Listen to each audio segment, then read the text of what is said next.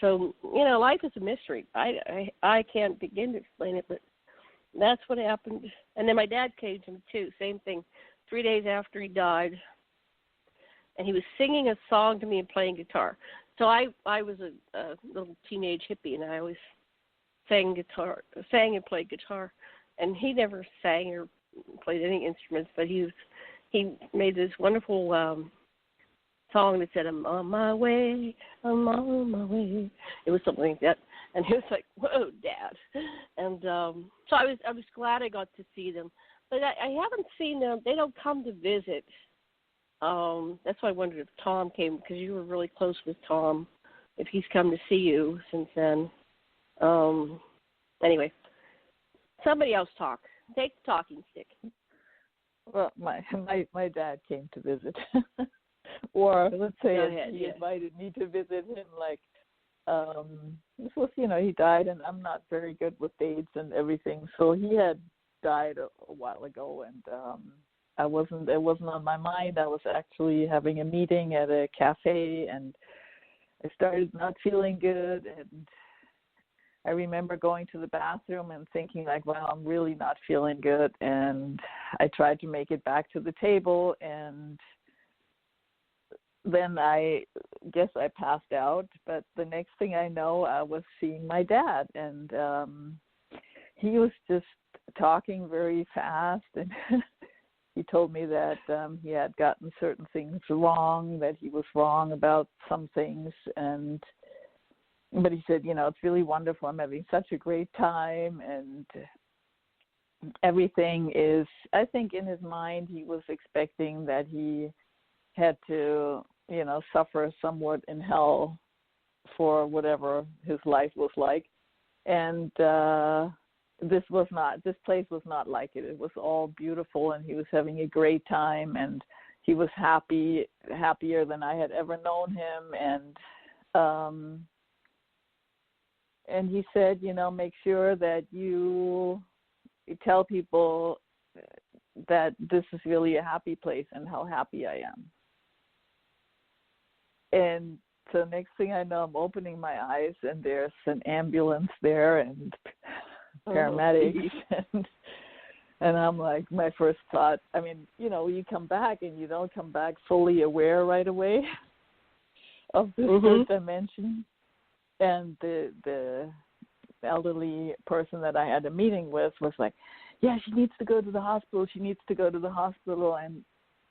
And I couldn't say no, even though I wanted to, because I knew I was fine.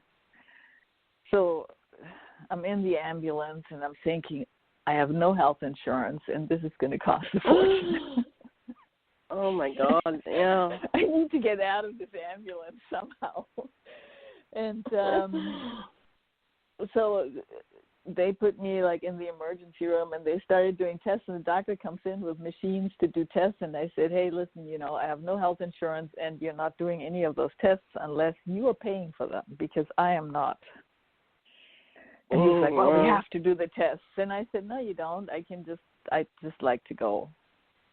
So I argued with the doctor a little bit, and he insisted, so we made a compromise on, half the tests. And then I said I left, and I promised him that I would go see my doctor, which I didn't have a doctor. So I left, and I got home, and I thought, well, I had to remember this. And I picked up the phone, and I called my dad's wife. She was not my mom. And she picked up the phone, and I just said hello, and she burst into tears, and she said, oh, it's so nice that you called. You were the only person that called me today, and it's such a hard day for me. And I said, yeah, why? And she said, well, today is the day your dad died a year ago. This is the anniversary of his death. And I'm like, oh, is that what it is? Well, I just went to see him, and he wanted me to tell you that he is really happy, and he's having a really good time, and everything is just fun. And so she was really happy, and I told her the whole story, and she, even though that was weird to her, that story, She didn't quite believe it. She was so relieved by it that, ultimately she took it and she decided to be happy about it. And then after that phone call, I sat down in my chair and I had this really rather large bill in my hand from the hospital and the ambulance. Oh, yeah, it's really astronomical. And my dad, the ambulance especially, and my dad had always said to us when we were kids, and I went to boarding school and then college, and he said, well, whenever you want to come visit me, I pay the way. And I sat down in my chair and I said, well, I didn't really want to go visit you. I think you made me come visit you, but this trip was really expensive. I'd like you to take care of it. And I just sat in my meditation chair and I just told him, I said, not really cool. I don't want to pay this bill for having come to see you. And within 5 minutes, my phone rang and I answered it, and it was somebody, and I said, oh yeah, I have no insurance. I just got this huge bill because I passed out in some cafe. And she said, oh, no problem at all. You just send it to this foundation and they pay for it. And I just said, well, thanks, Dad, for keeping your promise. And it was all paid for. I didn't have to pay anything. So that was wow. My 1 year later visit of to my dad. But I told him, I said I appreciate. You. Yeah, but I said I appreciate a little bit gentler. I don't want to, the whole. There's a little bit too much action for me. Too much again, drama. I told him boundaries. You can come by and just whisper in my ear or so, but it doesn't have to be a big production like that. Yeah. Let's do a time check here. Uh-oh. TJ, are you muted? Is that you, TJ? Are you muted, or did you mute yourself? Uh-oh. I don't know if I got TJ. I have to check her number. Okay. I'm going to mute this until I find out if it's the right number. Okay, so what else would you like us to know about you, Johanna? What's important for our listeners to know about you? Yeah, I know. Usually she has call-in people, or so she told me. Yeah. Are there any, or? No, nothing's working today. We barely got on air. We can call this a day. I don't know what happened with Theresa. I think she just dropped off. Yeah, this is not Theresa. Somebody's listening to the show. I can ask them if they have any questions. Yeah, why don't you? Okay. Area code 786. Oh, hi, yes, Susan. Hi, Janet. Hi, Susan meets Johanna, and Johanna meets Susan. Hi, Johanna.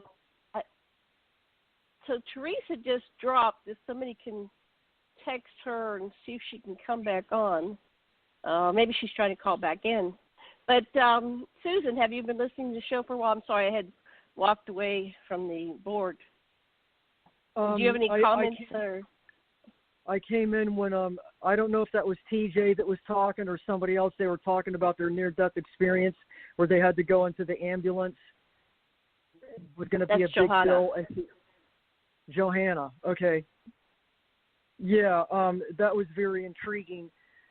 I do have a few interesting ideas about what heaven really is, but I won't get into that. Just like you're psychic. Have you had a lot of experiences with ET? A little bit. Have you run across anybody who says that, or who claims, or who knows that they're going to be going home in their present physical body, present physical lifetime, and not have to die here to go home?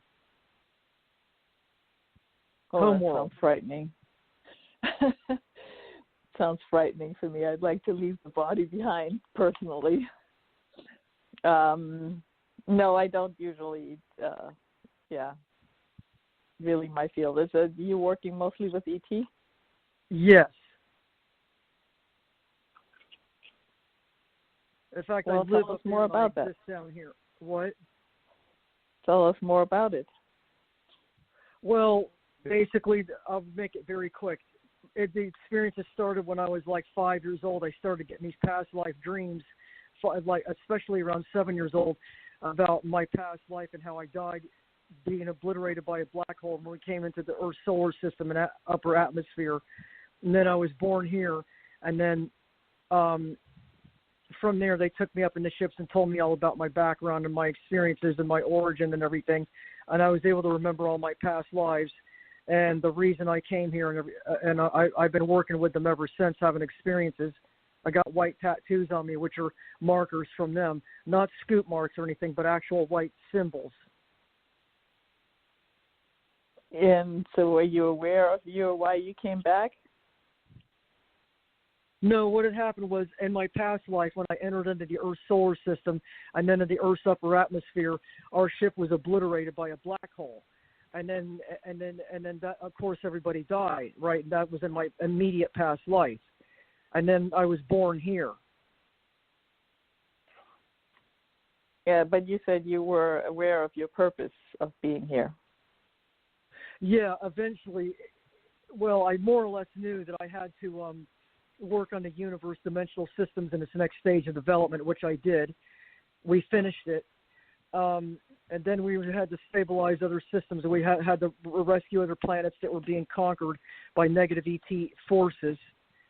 And then basically stuff like that, and do a lot of geomancy and a lot of central Earth planetary energy work up there in the ships and stuff.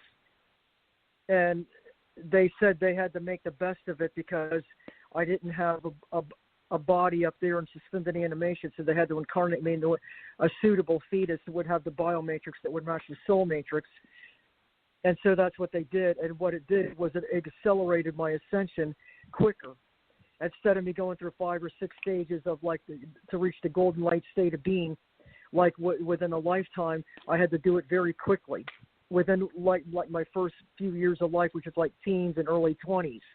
And then after that, in my 30s and 40s, I did a lot of scout missions, always remembering them as a form of a dream. I guess most experiencers do, where I woke a lot of people to their true identity and reconnected them to their star families.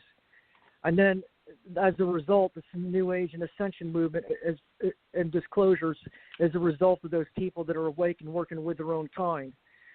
Mostly ET human hybrids and ET human incarnates. Anyway, star seeds.